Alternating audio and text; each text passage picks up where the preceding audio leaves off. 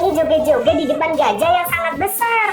Tiba-tiba gajah itu menoleh ke arahnya dan sesaat kemudian gajah besar itu ikutan joget-joget juga dong. Wah, ternyata guys, gajah kalau dipancing untuk berjoget dia bakal ikutan joget juga guys. Nah, jadi kalau kalian ke kebun binatang, coba deh kalian joget-joget di depan gajah guys. Mungkin gajah itu bakal ikut joget juga kayak kalian.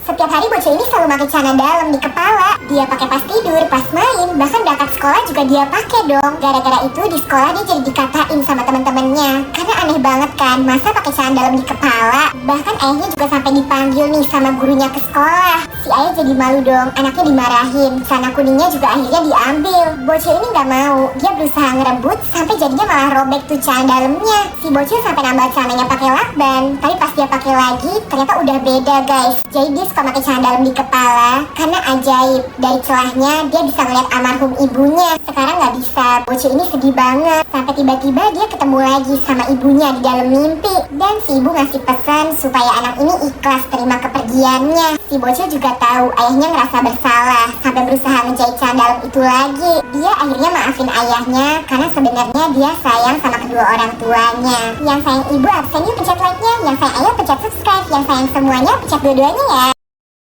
Karena gak punya duit, pria kerdil buat jersey Argentina dari kresek, tapi malah diinjek dan ditertawakan pria lain di kampungnya. Gak cuma itu, saat si kerdil ingin ikut tim kampungnya tanding, pelatihnya juga meremehkannya guys. Tahu-taunya tim kampungnya itu malah dibantai sama kampung lain 3-0 di babak pertama. Sebelum lanjut, absen dulu yuk. Siapa aja nih yang sayang sama mamahnya? Klik like dan subscribe ya, terus komen aku sayang mama. Pria kerdil gak pantang buat teriak-teriak minta dimainin, tapi malah dikacamin. Tapi baru aja babak kedua dimulai udah kebobolan lagi guys. Mana ada pemainnya yang cedera pula. Karena nggak ada pemain pengganti, akhirnya mereka terpaksa mainin si kerdil yang ternyata dia jago banget guys. Gocek-gocek kayak kerasukan Bang Messi sampai comeback 4-4. Dan akhirnya si kerdil yang awalnya diremehkan jadi pahlawan kampungnya dengan gol geledeknya. Shoo. Kasian banget guys, bocil ini mengantarkan rantang yang berisi makanan untuk ayahnya. Tapi sayang, setelah tiba di tempat kerja, dia malah dimarahin sama ayahnya dong. Bahkan dibentak-bentak, lantas anak ini pun pergi menjauh. Namun dia tidak meletakkan rantang itu di atas meja, melainkan mencari sebuah kabel. Lalu meninggalkan sang ayah tanpa berpamitan guys. Sementara ayahnya yang selesai bekerja menoleh dan tidak menemukan rantang itu di atas meja. Begitu juga dengan anaknya yang pergi menjauh menaiki perahu. Ternyata ayah menemukan rantang tersebut yang tergantung di atas perapian. Dia pun sadar dan terharu kalau anaknya benar-benar menyayanginya. Si anak menggantungkan rantang di atas perapian agar ayahnya tetap dapat memakannya dalam keadaan hangat guys.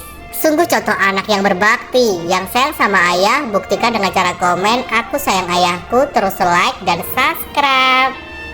Kakak beradik ini nemuin bangkai monster air guys. Awalnya mereka kira monster air itu cuma makhluk dongeng yang ada di buku.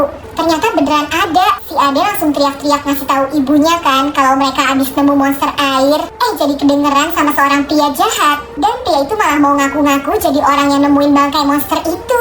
Kakak beradik ini gak setuju dong. Orang kan mereka yang pertama kali nemuin. Pria itu gak peduli dan malah ngancam nyuruh mereka pergi. Sampai tiba-tiba dia gak sadar nih, dari belakang muncul monster lainnya. Kali ini monsternya masih hidup. Pria jahat itu langsung dimakan. Dan ternyata monster ini tuh mau ngebawa bangkai monster tadi, karena itu keluarganya. Bentar, like dan subscribe dulu dong guys biar aku semangat kontennya. Makasih. Pas ibu datang, monster itu udah ngilang kembali ke air. Jadi gak ngeliat deh. Ya, tapi nggak apa-apa. Mereka akhirnya sadar kalau monster air itu lebih baik tetap aman di habitat aslinya tanpa harus diketahui manusia.